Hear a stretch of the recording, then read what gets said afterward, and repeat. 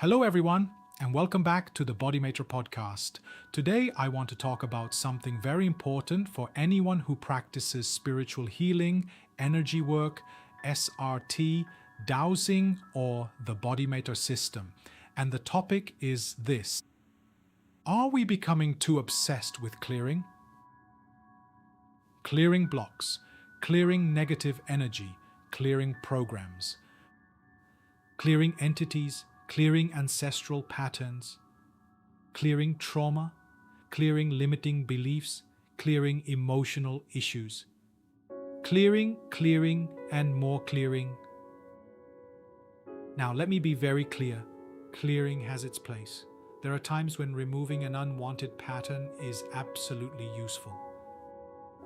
But I believe there is a hidden danger when our entire spiritual practice becomes focused on finding something wrong with ourselves and then constantly trying to remove it, because eventually we can become better at finding problems than creating the life and consciousness that we actually want, and that is the subject of today's episode. Imagine someone discovers spiritual healing, they learn about energy, they learn about programming, they learn how to identify blocks.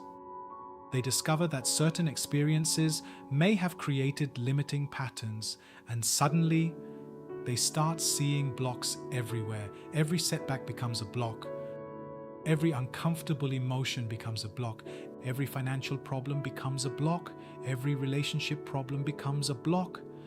Every physical discomfort becomes an energy issue. Every negative thought becomes programming that must be cleared.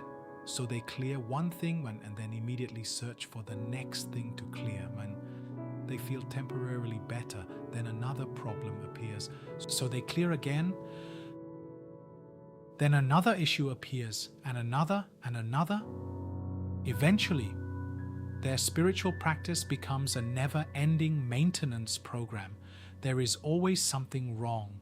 There is always something to clear. There is always another layer. And there is always another problem waiting to be discovered. This can become exhausting. Here is the question I want you to ask yourself. What happens when you constantly tell your consciousness, "There is something wrong with me"? Even when the intention is healing, the repeated focus on problems can create a powerful mental habit. You become extremely sensitive to what is wrong, but less sensitive to what is right. You become very good at identifying fear, but not necessarily at cultivating courage. You become very good at identifying scarcity, but not necessarily at practicing abundance. You become very good at finding emotional wounds, but not necessarily at building emotional resilience. You become very good at clearing negativity, but not necessarily at constructing positivity. That distinction is extremely important. Let's use a simple example. Imagine you have a garden. There are weeds growing everywhere. You remove the weeds. Excellent. But then you walk away. You don't plant anything. You don't water anything. You don't create healthy soil. You don't protect the garden. Soon, new weeds appear. So you remove them again, then more weeds appear, and you remove them again. Eventually, you become an expert at removing weeds. But you still don't have a beautiful garden. Why? Because removing what you don't want is only one part of creation. The other part is planting what you do want. This is exactly how consciousness works. This is one of the most important questions in spiritual healing. After you clear a limiting pattern, what are you installing? After you release fear, what are you building instead? After you clear scarcity, what consciousness are you choosing? After you remove anger, what quality are you cultivating? After you let go of self-doubt, what identity are you creating? Because the space you create through clearing needs direction. Otherwise, the old pattern may return, or another pattern may occupy the same space. There is another danger. When practitioners constantly scan themselves for negative energy, they may become hypervigilant. They begin asking, "What's wrong with me today? What block is causing this? What negative program is active? Who is affecting my energy? What do I need to clear now?" Instead of simply living, they are constantly troubleshooting themselves. Life becomes a spiritual diagnostic exercise. And that can create another form of attachment. The practitioner becomes attached to the identity of, "I am someone who needs fixing." That is a very subtle pattern. Sometimes, people can become addicted to the feeling of doing healing work. Not necessarily because they are healing more deeply, but because clearing gives them a temporary sense of control. I found the problem. I cleared it. I feel better. Then something else happens. I found another problem. I cleared it. I feel better. And the cycle repeats. The person becomes dependent on the process of finding and eliminating problems. This can happen in many spiritual systems, and it can happen in BodyMaitre too, if we are not careful. Let's imagine a BodyMaitre practitioner. She wants to improve her financial situation. She performs a dowsing session. She discovers scarcity programming. She clears it. Then she discovers fear of receiving. She clears it. Then guilt around money. She clears it. Then ancestral poverty programming. She clears it. Then childhood conditioning. She clears it. Then another block appears. So she keeps clearing. Months later, she has become incredibly knowledgeable about money blocks, but her actual financial behavior has barely changed. Why? Because she has spent most of her attention removing limitations instead of building financial consciousness. She may still avoid taking action. She may still undercharge. She may still procrastinate. She may still lack financial skills. She may still believe she is not capable. In other words, she has been working on the garden, but she has forgotten to plant. So what should we do instead? We need to move from clear, clear, clear to clear, install, integrate, actualize. This is much closer to the philosophy I want to encourage within BodyMaitre. Clearing creates space, but creation gives that space direction. First, identify what is no longer serving you. A belief, a pattern, an emotional attachment, an energetic imprint, an inherited program. Whatever the framework reveals, we bring awareness to it. Then we consciously release what is appropriate to release, but we don't stop there. Now we ask, what do I want instead? What consciousness do I want to cultivate? Confidence, clarity, compassion, abundance, discipline, self-responsibility, gratitude, courage, healthy boundaries, purpose, presence.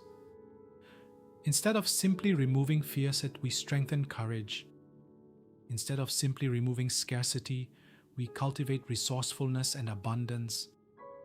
Instead of simply removing self-doubt, we build self-trust. This is the shift from subtraction to creation.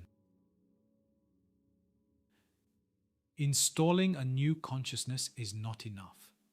It has to become part of who you are. This is integration. You begin thinking differently, responding differently, choosing differently, speaking differently, relating differently. The new consciousness must move from a spiritual session into everyday life. And finally, we actualize. This means we bring the new consciousness into physical reality. If you install confidence, take confident action. If you install abundance, learn to manage resources.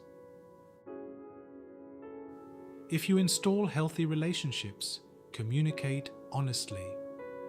If you install discipline, create disciplined habits. If you install purpose, take action toward that purpose. Because consciousness without action can remain only an idea. This is where the BodyMaitre 4 body system becomes especially powerful. We are not just clearing the mental body. We are not just clearing the emotional body. We are not just clearing energy.